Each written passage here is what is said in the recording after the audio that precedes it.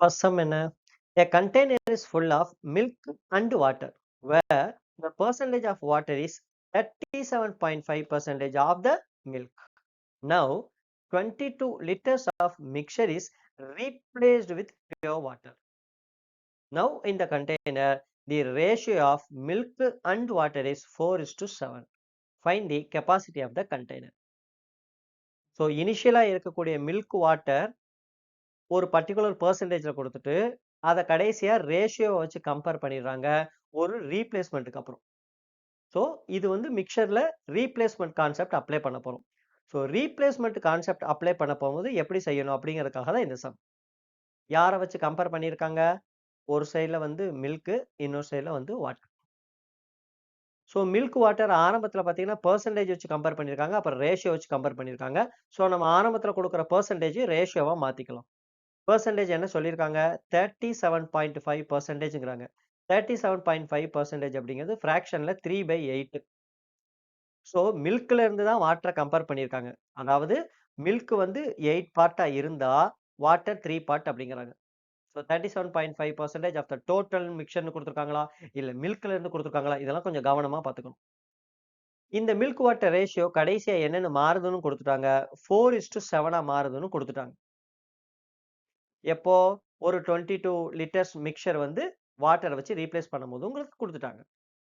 இதே மாதிரி ஒரு செட் ஆஃப் ரேஷியோ இன்னொரு செட் ஆஃப் ரேஷியோவா மாறுற மாதிரி நம்ம சம்ம உருவாக்கினதுக்கு அப்புறம் நம்ம பார்க்க வேண்டிய முக்கியமான விஷயம் டோட்டல் ஈக்குவலா இருக்கா. இங்க 8 3 டோட்டல் 11, இங்க 4 7 டோட்டல் 11. இப்படி ரெண்டும் ஈக்குவலா இருந்துருச்சுன்னா சம் ரொம்ப ஈஸின்னு அர்த்தம். இல்லைன்னா நாம தான் வந்து ஒன்னா இருக்கிற மாதிரி மாத்தணும். இந்த இடத்துல அது அவசியம் இல்லை. ரெண்டுமே எப்படிதான் இருக்கு, பார்க்கிறதுக்கு ஈக்குவலா தான் இருக்கு. இப்படி இருக்கும் பொழுது நம்ம பார்க்க வேண்டிய வேலை ரொம்ப ஈஸியா போயிடும். இந்த இடத்துல ரீப்ளேஸ் பண்ணப்பட்டது யாரால அப்படின்னா வாட்டரால. ஸோ நீங்க அதை கன்சிடர் பண்ணக்கூடாது. வாட்டரால ரீப்ளேஸ் பண்ணப்பட்டதுனால வாட்டரை விட்டுட்டு மில்க் மட்டும் கம்பேர் பண்ணுங்க. வாட்டரை கண்டுக்காதீங்க. ஸோ மில்க் என்ன பார்ட்டா இருந்தது, இப்ப என்ன பார்ட்டா இருக்கு அப்படின்னா மில்க் 8 பார்ட்ல இருந்து 4 பார்ட்டா இருக்கு அப்படின்னா ரேஷியோ படி பாத்தீங்கன்னா 2 பார்ட் 1 பார்ட்டா மாறிடுச்சுன்னு அர்த்தம். ஸோ நீங்க டெஃபினட்டா இப்ப நீங்க ஒரு கன்க்ளூஷனுக்கு வரலாம். ஓவரால் மிக்சரும் 2 பார்ட்ல இருந்து ஒரு பார்ட்டா மாறிடுச்சுங்கிறத கிளியரா சொல்லலாம். இது ஒரு லாஜிக் தான். புடிச்சிட்டீங்கன்னா சம்மு முடிஞ்சு போச்சு. ஸோ ஓவரால் மிக்சர் வந்து 2 பார்ட்ல இருந்து ஒரு பார்ட் மாறிடுச்சுன்னா ஒரு பார்ட் கம்மியா இருக்கு. அந்த ஒரு பார்ட்ட 22 லிட்டர்ஸ்னு கொடுத்துட்டாங்க இல்லையா? ஸோ ஒரு பார்ட் தான் 22 லிட்டர்ஸ்னா அப்ப இனிஷியலா 44 லிட்டர்ஸ் ஆஃப் மிக்சர் இருந்திருக்கும் அப்படிங்கிறத ஈஸியா கண்டுபிடிச்சிட்டு போயிடலாம். ஆக்சுவலா இந்த ட்ரிக்க பெர்ஃபெக்ட்டா யூஸ் பண்ணுங்க. எந்த சம்ல அப்படின்னா ரீப்ளேஸ்மென்ட் எங்க வருதோ ரொம்ப ரொம்ப ரொம்ப முக்கியம். ரீப்ளேஸ்மென்ட் வர்ற இடத்துல இத அப்ளை பண்ணுங்க. ஸோ இங்க ஆரம்பத்துல குடுக்குற அந்த பெர்சன்டேஜ எடுத்து இங்க நம்ம என்ன பண்ணியாச்சு அப்படின்னா ரேஷியோவா எழுதியாச்சு. கடைசியில அவங்களுமே ரேஷியோ தான் குடுத்துருக்காங்க. பார்க்க வேண்டிய முக்கியமான விஷயம் டோட்டல் 2 எப்படி இருக்கணும் அப்படின்னா ஈக்குவலா இருக்கணும்.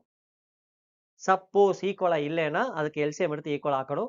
பட் ஃபார்ச்சுனேட்லி இங்க ஆல்ரெடி ஈக்குவலா தான் இருக்கு. அதுக்கப்புறம் நீங்க பார்க்க வேண்டிய முக்கியமான விஷயம் யாரை வச்சு ரீப்ளேஸ் பண்ணியிருக்காங்களோ அவங்கள நீங்க விட்டுருங்க. இன்னொரு சைடு போய் கம்பேர் பண்ணுங்க. இந்த சம்ல வாட்டரை ரீப்ளேஸ் பண்ணதுனால அதை நீங்க என்ன பண்ண வேண்டாம், கண்டுக்க வேண்டாம். நேரா மில்க் சைட்ல வாங்க. மில்க் சைட்ல உள்ள நம்பரை கம்பேர் பண்ணி பாருங்க.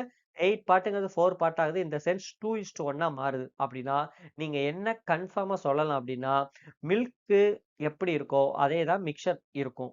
ஆக்சுவலா உண்மை என்னன்னா மிக்சர் எப்படி இருக்குமோ அதுக்கேத்த மாதிரி தான் மில்க் இருந்திருக்கும். இந்த நம்ம சொல்லுவோம் இல்லையா, பையன மாதிரி அப்பான்னு. அந்த கான்செப்ட் இல்ல. அப்பா மாரி பையன். அதுதான் கரெக்ட்டான ஃப்ரேஸ் இல்லையா? அந்த மாதிரி மிக்ஸ்சர் 2 பார்ட்ல இருந்து 1 பார்ட்டா மாறி இருக்கிறதுனால, மில்க்கும் 2 பார்ட்ல இருந்து 1 பார்ட்டா மாறி இருக்கிறதாக அர்த்தம். ஆனா நம்ம அத வந்து கன்ஃபார்ம் பண்றது மில்க்க வச்சு கன்ஃபார்ம் பண்றோம். ஸோ இனிஷியலா 2 பார்ட் இருந்தது. இப்போ 1 பார்ட்டா மாறி இருக்குன்னா, 1 பார்ட் குறைஞ்சிருக்கு. அத அவங்க 22 லிட்டர்ஸ்ன்னு குடுத்துருக்காங்க. ஸோ 1 பார்ட்டுங்கிறது 22னா, ஓவராலா 44 லிட்டர்ஸ் இருந்திருக்கும்னு சொல்லிட்டு நம்ம சம்ம கம்ப்ளீட் பண்ணிறலாம். ஈக்குவேஷனுக்கு போக வேண்டிய அவசியம் கிடையாது. ஆனா நல்லா புரிஞ்சுக்கோங்க. இப்ப சொன்ன இந்த கான்செப்ட் ரீப்ளேஸ்மென்ட் அப்படிங்கிறதுக்கு தான் உண்டானது. அதே நேரத்துல ரீப்ளேஸ்மென்ட்ல வேரியேஷனே இருக்கக்கூடாது. அதாவது 22 லிட்டர்ஸ் இங்க வெளிய எடுத்திருக்காங்கன்னா, அத பியூர் வாட்டர் வச்சு ரீப்ளேஸ் பண்ணிட்டாங்கன்னா, அதே 22 லிட்டர்ஸ் தான் அவங்க என்ன பண்ணியிருக்காங்க? திரும்ப ரீப்ளேஸ் பண்ணியிருக்காங்க. ஸோ அதனால பெர்ஃபெக்ட்டா ரீப்ளேஸ் பண்ண சம்முக்கு இந்த மாரி மெத்தட் நீங்க தாராளமா அப்ளை பண்ணலாம்.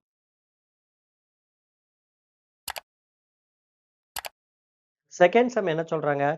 தி ratio of present ages of X and Y is 3:2. Percentage of y is equal to the age of x 8 years ago. Find the sum of ages of x and y after 5 years. ஒரு hint கண்டிப்பா வேணும். ஏன்னா ஆரம்பத்துல அவங்க 3:2ன்னு ratio மட்டும் தான் கொடுத்திருக்காங்க. அந்த ஹிண்ட்க்கு அவங்க என்ன சொல்றாங்க? 8 இயர்ஸ்க்கு முன்னாடி இருக்கக்கூடிய எக்ஸோட ஏஜ் தான் இப்போ ஒய்க்கு இருக்கு அப்படிங்கிற மாதிரி கொடுத்திருக்காங்க. இல்லையா? அப்படின்னா நம்ம என்ன புரிஞ்சுக்கலாம் அப்படின்னா, எக்ஸுக்கும் ஒய்யுக்கும் கம்பேர் பண்ண போம்பொழுது டிஃபரன்ஸ் கண்டிப்பா இருக்குமானா உறுதியா இருக்கும். அவங்களே குடுத்துட்டாங்க இல்லையா?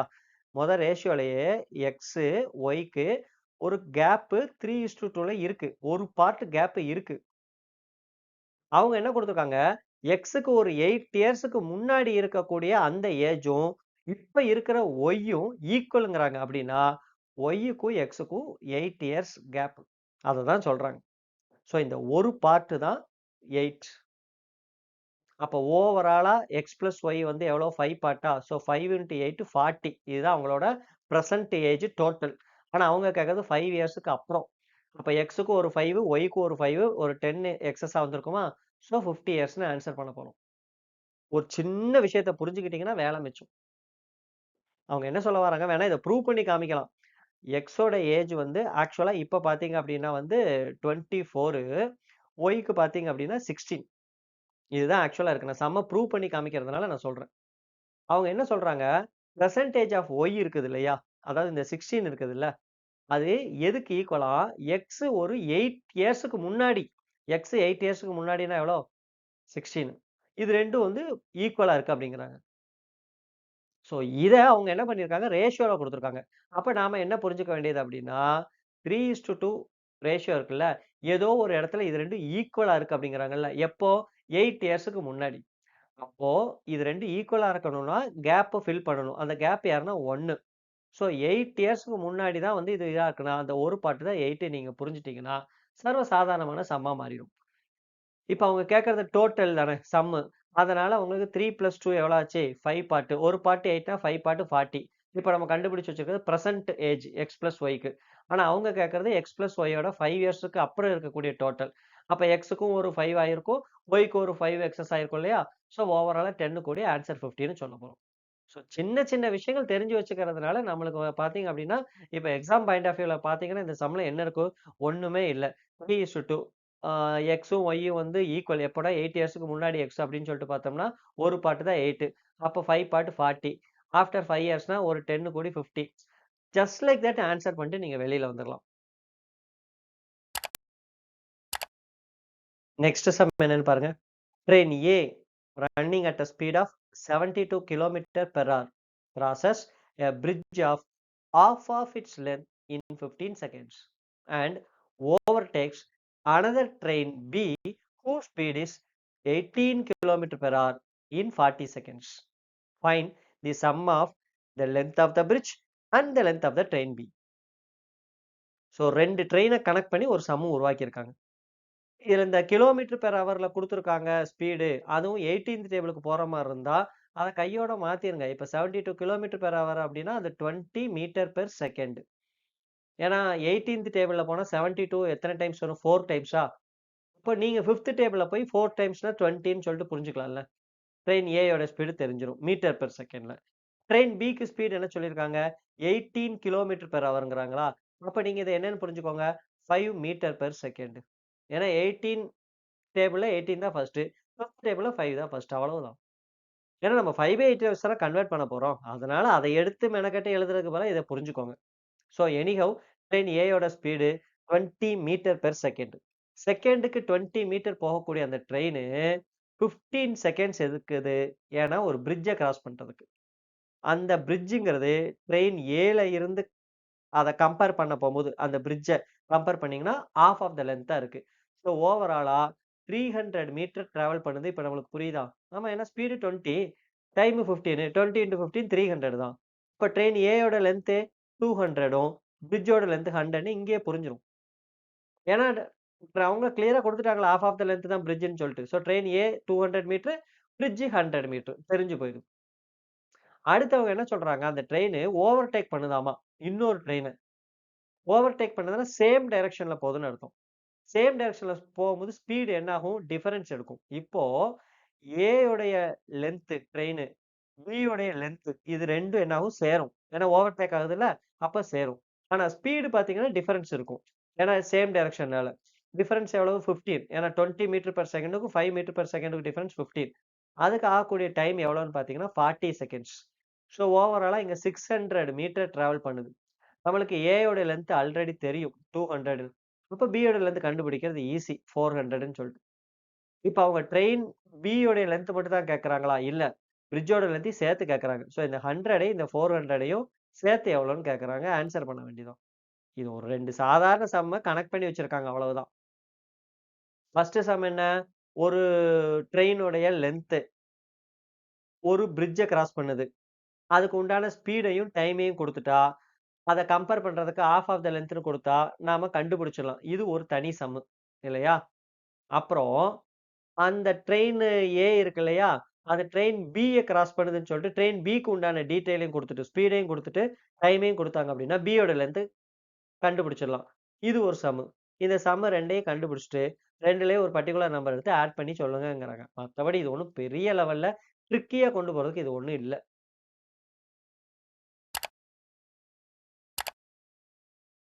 அடுத்து என்ன சம் குடுத்துருக்காங்க?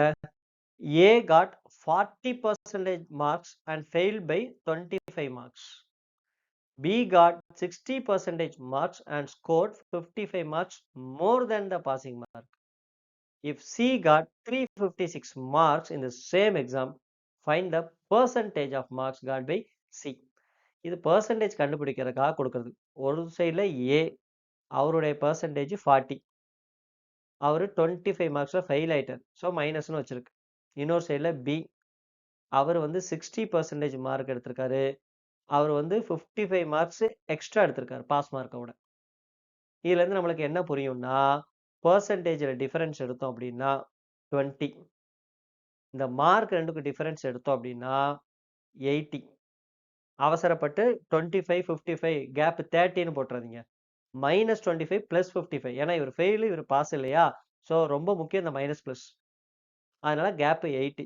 இப்ப நம்மளுக்கு என்ன புரியுதுன்னா, 20% அப்படிங்கிறது 80 அப்படிங்கிறது நம்மளுக்கு புரியுது. இத வச்சு அவங்க சிங்கிற ஒரு ஆள உள்ள கொண்டு வந்து, அவருடைய மார்க்க குடுத்துட்டு, அத பெர்சன்டேஜா சொல்லுங்கங்கிறாங்க. இது ஒண்ணும் பெரிய விஷயம் இல்லல்ல. ரொம்ப ஈஸி. ஏன்னா, எனக்கு கிளியரா தெரியுது 80 மார்க்ஸ் எடுத்தா அது 20%ன்னு எனக்கு கிளியரா தெரியுது. இப்ப 356 மார்க் எடுத்தா எவ்வளோ பெர்சன்டேஜ்ன்னு கேட்கறாங்க. 80யும் 20யும் கம்பேர் பண்ணா 4:1 அப்ப இதுவும் 4:1 தான். ஸோ 4த் டேபிள்ல இத அடிச்சா எவ்வளோ வருது? 89 வருதா? அவ்வளோதான். இத கொண்டு போய் டோட்டல் மார்க் லைக் ஓவராலா எவ்வளோ மார்க்கு அதெல்லாம் கண்டுபிடிக்கணும்னு எந்த அவசியமும் கிடையாது. ஏயோட பெர்சன்டேஜ் குடுத்தாச்சு, பியோட பெர்சன்டேஜ் குடுத்தாச்சு. ஏ ஃபெயிலுங்கிறதுனால மைனஸ் குடுத்தாச்சு, பி பாஸுங்கிறதுனால வந்து எக்ஸ்ட்ரா இருக்கிற மார்க்க பிளஸ்ன்னு குடுத்தாச்சு. ஏக்கும் பிக்கும் டிஃபரன்ஸும் எடுத்தாச்சு, மார்க்லயும் டிஃபரன்ஸ் எடுத்தாச்சு. ஸோ ஒரு சைடுல பெர்சன்டேஜ் டிஃபரன்ஸ், ஒரு சைடுல மார்க் டிஃபரன்ஸ் எடுத்து வச்சாச்சு. இப்ப சிக்கு உண்டான மார்க்க குடுத்துட்டு பெர்சன்டேஜ் எவ்வளோன்னு கேட்கறாங்க. நம்ம ஆல்ரெடி இந்த பர்ட்டிகுலர் 80 மார்க்குக்கு 20%னா 356க்கு என்ன பெர்சன்டேஜ்னா ரேஷியோல போட்டு போயிடலாம் இல்லையா? இது 4:1 அப்ப இதுவும் 4:1. ஸோ இத 4த் டேபிள்ல அடிச்சீங்க அப்படின்னா 89 வருதா? ஸோ ஆன்ஸர் அப்படியே எடுத்துக்கிற வேண்டியதுதான். இந்த சம்ல உட்கார்ந்து 100% எவ்வளோன்னு கால்குலேட் பண்ணி, அதுல இருந்து 356 எவ்வளோ அப்படிலாம் கால்குலேட் பண்ணாதீங்க. ஏன்னா சில பேர் என்ன பண்ணுவாங்கன்னா 20% தானே 80. அப்ப 100% எவ்வளோ? அப்படின்னா 400 அப்படின்னு கண்டுபிடிச்சு, அப்ப அந்த 400ல 356 எவ்வளோ? அப்படிங்கிறதுக்கு பெர்சன்டேஜ் உட்கார்ந்து அத 2யும் என்ன பண்ணுவாங்க? கேன்சல் பண்ணி 89 ஆன்ஸர் கொண்டு வருவாங்க. தப்பில்ல. பட் என்ன பர்ப்பஸ்ங்க? டோட்டல் 400ன்னு கண்டுபிடிக்கிறதுனால டைம் தான் வேஸ்ட். இந்த சம்முக்கு அது தேவையில்லல்ல. ஸோ அதனால நம்ம கண்டுபிடிக்கிறதுக்கு எந்த அவசியமும் கிடையாது.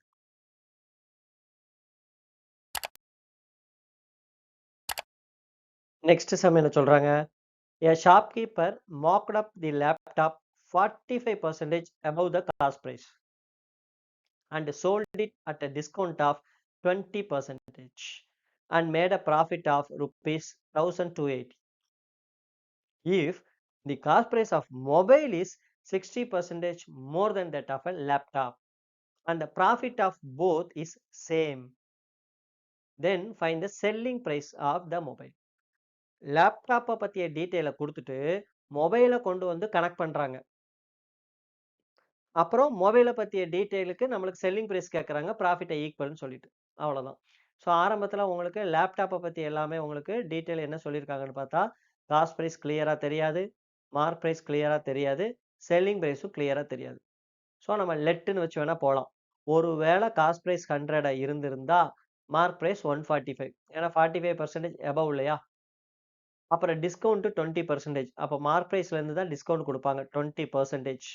10%னா 14.5 20%னா 29 அதை கம்மி பண்ணோம் அப்படின்னா 145ல 29 போயிடுச்சுன்னா 116 இருக்கும் செல்லிங் பிரைஸ். நாம சும்மா லெட்டுன்னு எடுத்து போறோம். ஒருவேளை காஸ்ட் பிரைஸ் 100 இருந்திருந்தா. இப்போ இந்த இடத்துல பார்த்தீங்கன்னா, ப்ராஃபிட் பெர்சன்டேஜ்ல 16%. நம்மளுக்கு அதோட ஹிண்ட் குடுத்துட்டாங்க 1028. ஸோ நம்மளுக்கு புரிய வர்றது என்னன்னா, 16% 1280ங்கிறது புரியுது. இத குடுத்துட்டு, அடுத்து நேரா எத கம்பேர் பண்றாங்க அப்டின்னா, ஒரு மொபைல கனெக்ட் பண்றாங்க இந்த இடத்துல, கம்பேர் பண்றதுக்கு. அதோடைய காஸ்ட் பிரைஸ் எப்படி இருக்குமாமா, லேப்டாப்ப விட 60% அதிகமா இருக்குமாம். அப்ப அது 160%ஆ இருக்கும் காஸ்ட் பிரைஸ். அப்போ அதோடைய செல்லிங் பிரைஸ் எக்ஸாக்ட்டா எவ்வளோ இருக்கும் கண்டுபிடிங்கங்கிறாங்க.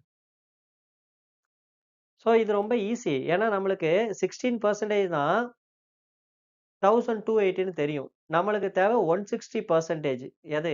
காஸ்ட் பிரைஸ் கண்டுபிடிக்கிறதுக்கு மொபைலுக்கு. இது இன்டு 10 இது இன்டு 10 அப்போ 12,800 தான் நம்மளுக்கு வந்து காஸ்ட் பிரைஸ் ஆஃப் மொபைல்னு தெரியும். ப்ராஃபிட் தான் 2 ஈக்குவல் தானே. அப்ப இங்க ப்ராஃபிட் 1280னா இங்கேயும் ப்ராஃபிட் எவ்வளோ? 1280 தானே இருக்க போகுது. ஸோ அதையும் சேர்த்து என்ன பண்ணிக்கோங்க? ஆட் பண்ணிக்கோங்க. டோட்டல் எவ்வளோன்னு கேட்கறாங்க. 14,080. செல்லிங் பிரைஸ் தானே கேட்கறாங்க. அப்ப காஸ்ட் பிரைஸும் ப்ராஃபிட்டும் சேர்ந்தது தானே செல்லிங் பிரைஸ். ஸோ 14,080. அவ்வளோதான். இதுல வேற எதுவும் பெருசா ஒண்ணும் என்ன சொல்றது? நோ அப்ப காஸ்ட் பிரைஸ் ஆஃப் லேப்டாப் கண்டுபிடிக்க வேண்டாமா? அதெல்லாம் எதுவும் தேவையில்ல. அவங்க அத பத்தி பெருசா பேசலல்ல. இது இப்படிதான் செய்யணும்னு இல்ல. இப்படி செஞ்சாலும் ஓகே தான். இதுக்கே இன்னொரு மெத்தட் இருக்கு. பட் அந்த அளவுக்கு நம்ம உள்ள போக வேண்டிய அவசியம் இல்ல. குடுத்திருக்கிறத எடுத்து எழுதினாலே ஆட்டோமேட்டிக்கா ஆன்ஸர் வருது. நம்மளுக்கு காஸ்ட் பிரைஸே தெரியாது. Let it be 100. Mark price 45% more. So 145.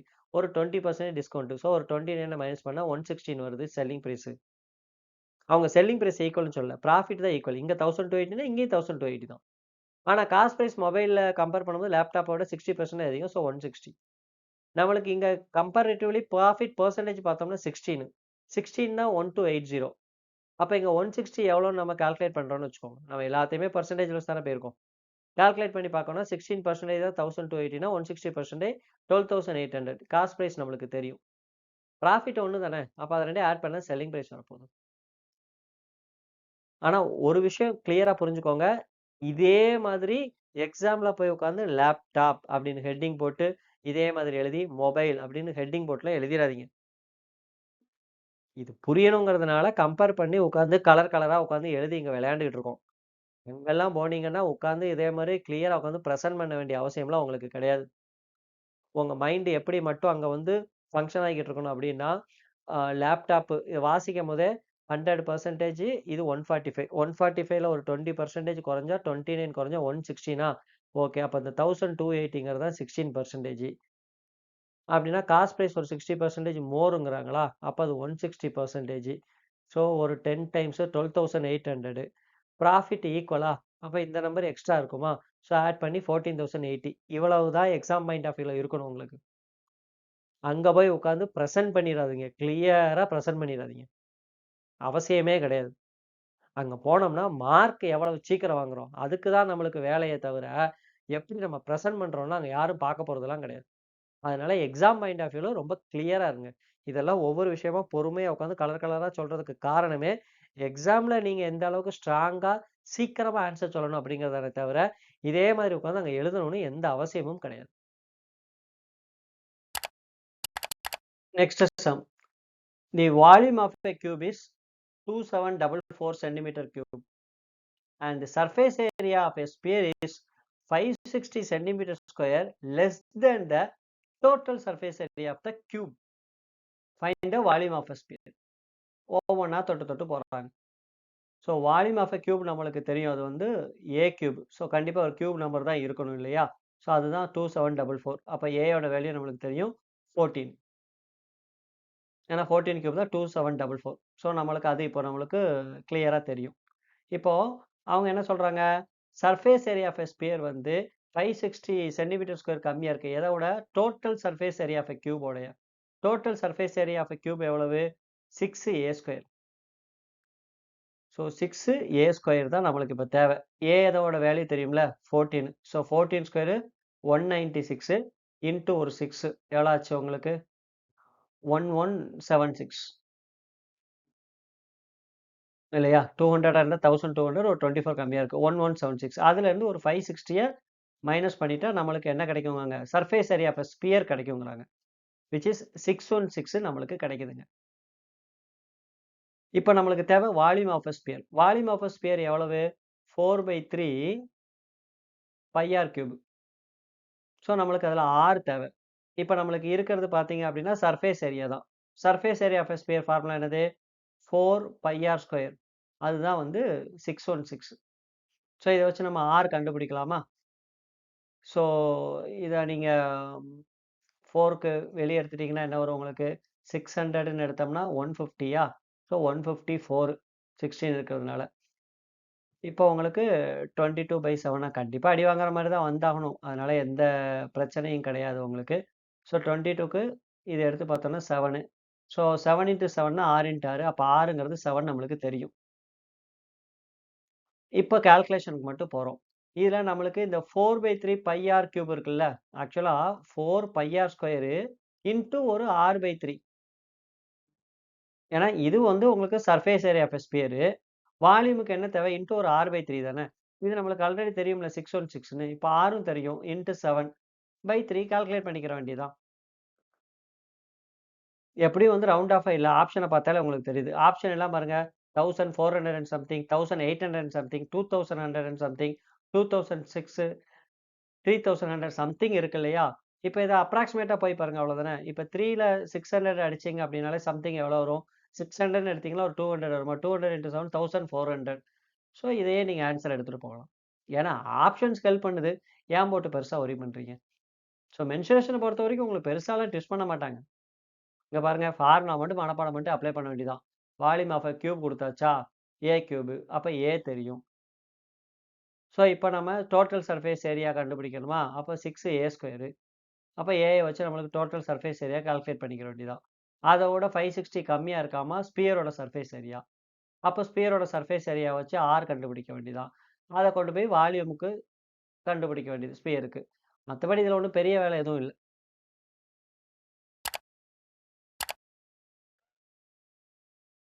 Three partners A, B, and C invested their amounts in the ratio 2:3:5.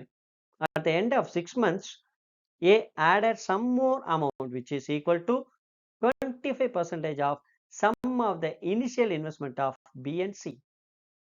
At the end of the year, B's share in the profit is 3600. Find the total profit. So ABC 3 பேரை வந்து compare பண்றாங்க.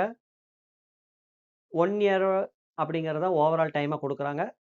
அதில் initial investment ratio 2:3:5. இதில் பியும் சியும் பொறுத்த வரைக்கும் எந்த பிரச்சனையும் இல்லை. ஸோ 1 இயர்னால 12 மந்த்ஸ் ஃபுல்லாக அவங்க இருப்பாங்க. ஏ மட்டும் தான் என்ன பண்ணுறாரு அப்படின்னா ஆரம்பத்தில் ஒரு 6 மந்த்ஸ் அமைதியாக இன்வெஸ்ட் பண்ணதை அப்படியே வச்சிருக்காரு. அடுத்து என்ன பண்ணுறாருன்னா பியும் சியும் இனிஷியலாக இன்வெஸ்ட் பண்ணதில் ஒரு 25%. பியும் சி இனிஷியலாக 3 ஒரு 5 8. 8ல் 25%னா 2 இல்லையா? அதை வந்து என்ன பண்ணுறாரு அப்படின்னா எக்ஸ்ட்ரா இன்வெஸ்ட் பண்ணுறாரு. ஸோ அடுத்து பார்த்தீங்க அப்படின்னா வந்து அவர் வந்து 4x6 அடுத்த 6 மந்த்ஸ்க்கு அவர் வந்து 2 பார்ட்டில் 4 பார்ட் இன்வெஸ்ட் பண்ணுறாரு. ஏன்னா மோர் இல்லையா? சம்திங் ஆட் பண்ணுறாரு. இதுக்கு இப்போ நம்ம என்ன எடுக்க போகிறோம் அப்படின்னா ரேஷியோ எடுக்க போகிறோம். ஸோ இது ஜஸ்ட் சிம்பிளிஃபை பண்ணுற மாதிரி தானே. ஸோ இதை வேணால் நம்ம என்ன பண்ணிக்கலாம்? 2x6னா இதை 1x12ன்னு வச்சுக்கலாமா? 4x6னா இதை 2x12ன்னு வச்சுக்கலாமா? கால்குலேஷனுக்கு ஈஸியாக இருக்கும்ல அதுக்காக. எப்படியா பட்டாலும் ஒன்று தானே. இப்போ 1x12 2x12னா அப்போ ஓவராலா ஏ என்னன்னு வச்சுக்கலாம்? 3x12ன்னு வச்சுக்கலாம். சிம்பிளிஃபை பண்றது ஈஸி இல்ல. இப்போ 12 எல்லாத்தையும் கேன்சல் பண்ணி விட்டோம்னா ஏ ஒரு 3, பி ஒரு 3, சி ஒரு 5 ஓவராலா கிடைச்சிரும். இதுல அவன் நம்மளுக்கு பிக்கு உண்டானதுக்கு ஹிண்ட் கொடுத்துட்டாங்க 3600ன்னு. ஓவராலா எவ்வளோன்னு கேட்குறாங்க. 3 பார்ட் தான் 3600னா ஒரு பார்ட்டுங்கிறது 1200. ஓவரால் என்ன இருக்கு? 3 + 3 + 5 11 பார்ட் இருக்கு. அப்போ 11 × 1200 எவ்வளோ ஆச்சு? 132,000. ஸோ இது ஜஸ்ட் பார்ட்னர்ஷிப்போட பேசிக் சம். எடுத்து அப்படியே அப்ளை பண்ண வேண்டியது. இப்ப இதெல்லாம் இதே மாரி மாத்துனா தான் செய்ய முடியுமா? அப்படியெல்லாம் ஒண்ணும் அவசியம் கிடையாது. நீங்க 2 6 ஆர் 12, 4 6 ஆர் 24 அது 2யும் ஆட் பண்ணி நான் 36ன்னு வச்சுப்பேன். அப்புறம் 3 × 12 அதையும் 36ன்னு வச்சிருப்பேன். 5 6 ஆர் சாரி 5 12 ஆர் 16 வச்சிருப்பேன். அப்புறம் அதை சிம்பிளிஃபை பண்ணி இப்படி கொண்டு வந்து தான் நான் சம் செய்வேன். செய்ய வேண்டியதானே, இதுல என்ன தப்பு இருக்கு? நான் சொல்றது தான் சரி, நான் சொல்றது மாதிரி மட்டும் தான் சம் செய்யணும்னு எந்த அவசியமும் கிடையாது. நான் சொல்றது உங்களுக்கு கம்ஃபர்ட்டா இருந்தா எடுத்துக்கங்க. மத்தபடி வந்து இதே மாரி சம் செஞ்சா அதுல மார்க்லாம் யாரும் குடுக்காம போறது கிடையாது. பார்ட்னர்ஷிப்ல இது ஒரு பேசிக் சம். எடுத்து அப்ரோச் பண்ணி பாருங்க. ஆட்டோமேட்டிக்கா ஆன்சர் வரும். அவ்வளவுதான். நெக்ஸ்ட் சம் என்ன இருக்கு? The speed of a boat in still water is 60% more than the speed of a stream. If the boat can travel 126 km upstream and 78 km downstream in 16 hours, then find the time taken by boat to travel 315 km upstream. நமக்கு இங்க speed of a போட்டும் தெரியாது, speed of a ஸ்ட்ரீமும் தெரியாது.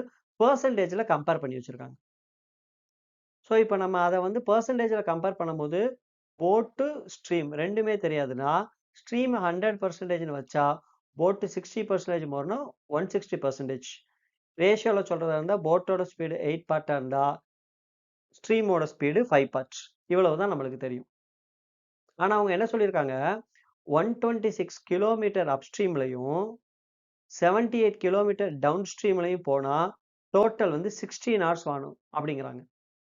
நம்மளுக்கு இப்போ எக்ஸாக்டா தெரியாது. அப்ஸ்ட்ரீமோட speed, down ஸ்ட்ரீமோட speed தெரியாது. வேணா ஒண்ணு பண்ணலாம். இத வந்து நம்ம லெட்டுன்னு வேணா எடுத்துக்கலாம். லெட்டு போட்டோட ஸ்பீடு 8, ஸ்ட்ரீமோட ஸ்பீடு 5 அப்படின்னு வச்சோம்னா, இப்ப அப்ஸ்ட்ரீமுக்கு நம்மளுக்கு என்ன வந்துரும்? 8 - 5 3 வந்துருமா? டவுன் ஸ்ட்ரீமுக்கு என்ன வந்துரும்? 13 வந்துரும். லெட்டுன்னு வச்சு போனாதான். சரி, ஒருவேளை அப்ப லெட்டுன்னு வச்சு நம்ம அப்ளை பண்ணுவோமே அப்படின்னா, 126 இருக்கு இல்லையா? அது அப்ஸ்ட்ரீம்.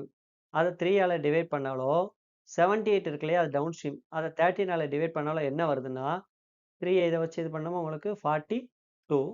13க்கு இங்க பார்த்தோம்னா 6. மொத்தம் 48ன்னு வருது ஆன்சர். Overall hours. ஆனா நமக்கு 16 ஹவர்ஸ் தானே வரணும். அப்ப 48 ஹவர்ஸ் 16 ஹவர்ஸா மாறணும். இந்த சென்ஸ் டைம் 3 பார்ட் ஒரு பார்ட்டா மாறணும். அப்போ ஸ்பீடு ஒரு பார்ட்டு 3 பார்ட்டா மாறணும். அவ்வளவுதான் லாஜிக். அப்ப நம்ம இங்க 3 13 வச்சோம்ல, அத அப்படியே நம்ம என்ன பண்ணுவோம்? ட்ரிபிள் மாத்திருவோம். 9 39ன்னு மாத்திருவோம். கரெக்ட்டா வரும். இப்ப நீங்க இத 9ஆல டிவைட் பண்ணி, இத 39ல டிவைட் பண்ணி பார்த்தீங்க அப்படின்னா, பெர்ஃபெக்ட்டா வந்து ஒத்து வரும். செக் பண்ணி பார்க்கணும்னு அவசியம் கூட கிடையாது. வேணும்னா செக் பண்ணி பார்க்கலாம். இப்போ 126 இருக்குதா? ஸோ இத நீங்க இது பண்ணீங்க அப்படின்னா, உங்களுக்கு 14 13 கிடைச்சுச்சுன்னா 2. ஸோ ஆட்டோமேட்டிக்கா வந்துரும். அத வொரி பண்ண வேண்டிய அவசியமே கிடையாது. இப்ப அவங்க கேட்கிற 315 கிலோமீட்டர் அப்ஸ்ட்ரீமுக்கு நம்ம கண்டுபிடிக்க போறோம். ஸோ 315 அப்ஸ்ட்ரீம் 9 டிவைட் பண்ணி பார்த்தோம்னா ஒரு 270 45 அப்போ மொத்தம் 35 ஹவர்ஸ். ஸோ இந்த சம்ல இருந்து நீங்க புரிஞ்சுக்கக்கூடிய விஷயம் என்ன அப்படின்னா, சம்டைம்ஸ் உங்களுக்கு கிளியரா டேட்டா இல்லைன்னா லெட்ன்னு எடுத்துட்டு போயிருங்க. போட்டோட ஸ்பீடை வந்து ஸ்ட்ரீமோட ஸ்பீடை வச்சு கம்பேர் பண்ணும்போது ஒரு 60% அதிகங்கிறாங்க.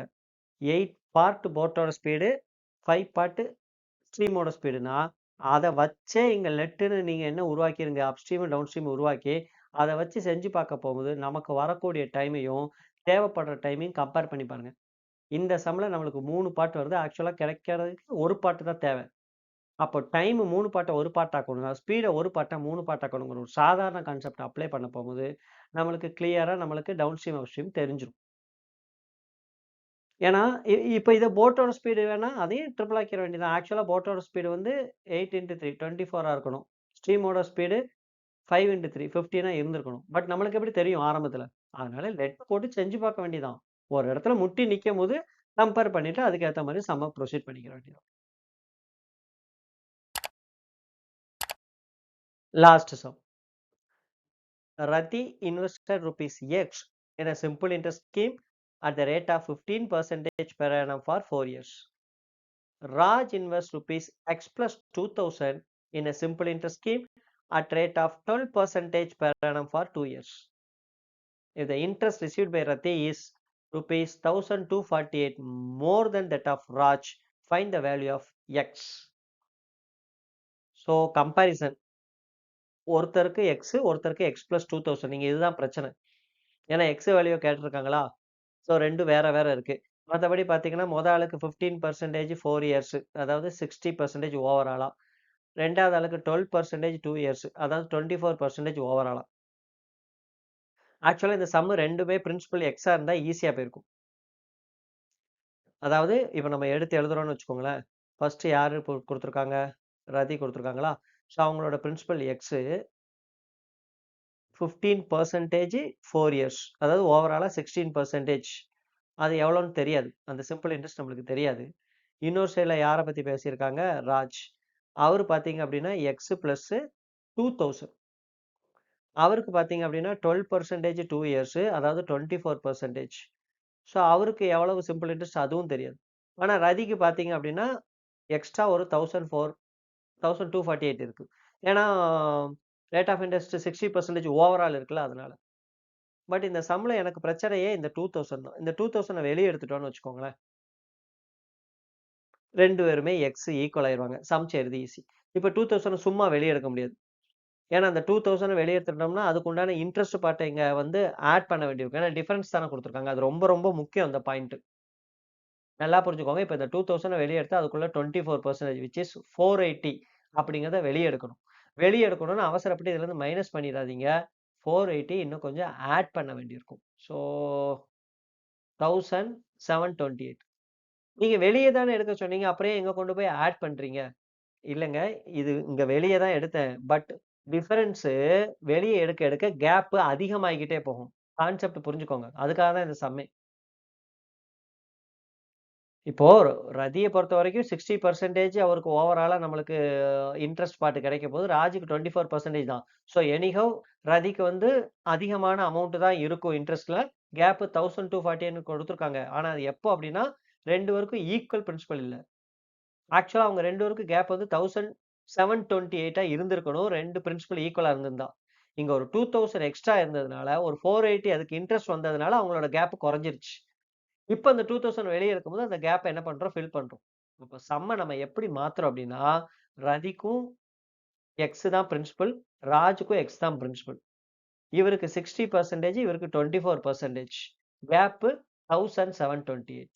இங்க பெர்சன்டேஜ் கேப் எடுத்து பார்த்தீங்கன்னா 36%. ஸோ இந்த 1728 தான் 36%.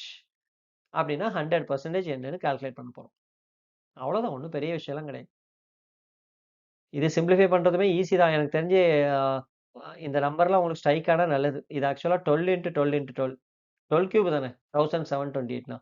இது 12 இன்ட்டு 3ன்னு இருக்கா 36னா. உங்களுக்கு சிம்பிளிஃபை பண்றது ஈஸி இல்ல. இப்போ உங்களுக்கு 4 இன்ட்டு 12 48 இன்ட்டு 100 4800 தான் ஆன்சர். ஸோ இந்த சம்ம இந்த 1728 வச்சு நீங்க செய்றீங்களா, அதுதான் விஷயம்.